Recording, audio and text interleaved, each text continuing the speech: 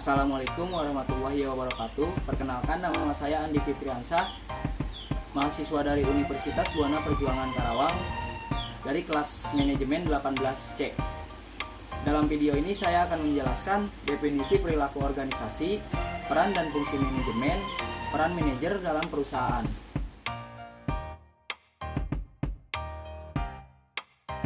Perilaku organisasi merupakan sebuah disiplin ilmu yang mempelajari tentang perilaku individu dan tingkat kelompok dalam organisasi, serta dampak terhadap kinerja baik kerja organisasi, kerja kelompok, ataupun individual. Perilaku organisasi juga dikenal sebagai studi tentang organisasi. Studi tersebut merupakan bidang telaah akademik khusus yang mempelajari organisasi dengan memanfaatkan metode-metode dari sosiologi, ekonomi, ilmu politik, antropologi, serta psikologi. Disiplin lain yang terkait dengan ilmu pengetahuan tentang sumber daya manusia serta psikologi industri.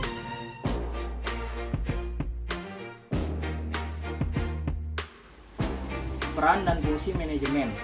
Manajemen berfungsi sebagai salah satu metode untuk mencapai tujuan yang nyata, mendatangkan hasil atau manfaat. Seni dalam sebuah manajemen meliputi kemampuan memandang bagian-bagian yang harus ada di dalam sebuah organisasi sebagai suatu totalitas sistem dan menjadi satu kesatuan gambaran mengenai visi. Seni manajemen juga mencakup kemampuan dalam menyampaikan visi tersebut kepada komponen dan jajaran manajemen tersebut dalam mengorganisir, merencanakan, menggerakkan, dan mengendalikan seluruh aspek manajemen dilakukan dengan sebuah seni dan tidak kaku. Peran dan fungsi manajemen. Ada 4 peranan dan fungsi manajemen yang berfungsi sebagai metode untuk mencapai tujuan yang nyata. Di antaranya ada planning atau perencanaan, organizing atau pengorganisasian, dan directing atau pengarahan, lalu yang terakhir ada controlling atau pengawasan.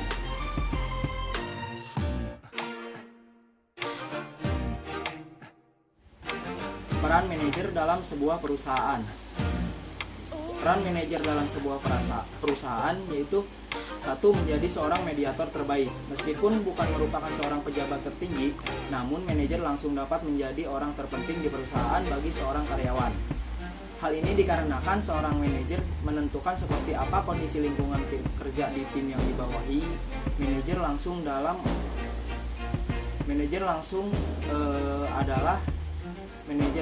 adalah orang yang dapat mengubah aturan di atas kertas menjadi praktek kerja nyata. Ia dapat menentukan kapan karyawan bisa naik pangkat, berapa jumlah kenaikan gaji, bahkan tentang siapa yang harus dipecat. Dengan memiliki tanggung jawab sebesar ini, maka seorang manajer harus sadar terhadap tugasnya. Sebenarnya manajer bukanlah seorang leader, tetapi mediator. Manajer harus paham bahwa baik perusahaan maupun karyawan sama-sama memiliki kebutuhan.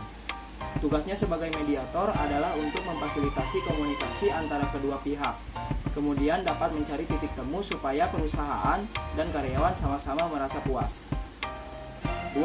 Dapat memahami perbedaan talenta setiap orang. Untuk dapat menjalin mediasi yang baik, seorang manajer harus paham bahwa setiap orang memiliki karakteristik yang berbeda.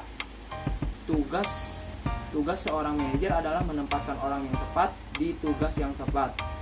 Dengan demikian, bakat yang dimiliki setiap orang dapat semakin berkembang. Manajer juga perlu menahan agar kekurangan karyawan tidak menjadi semakin parah. 3. Menentukan nasib karyawan sejak dilakukannya perekrutan. Pada saat memilih calon karyawan, seorang manajer sebaiknya tidak hanya mempertimbangkan job description, namun perhatikan juga kualitas bakat, baik dari segi sleeping, thinking, maupun relating. Artinya, selain menguji kemampuan teknis, manajer juga harus mempertimbangkan gaya komunikasi, gaya bekerja, dan kecocokan calon karyawan dengan tim yang akan dimasuki. Untuk menilai bakat calon karyawan secara menyeluruh, kuncinya pada proses wawancara yang rileks. Karena jika wawancara yang dilakukan bersifat kaku, bisa jadi calon karyawan tegang sehingga tidak bisa memunculkan kemampuan sesungguhnya. Setelah karyawan diterima dan memiliki jam terbang cukup, seorang manajer akan mempertimbangkan agar karyawan tersebut naik pangkat atau tidak.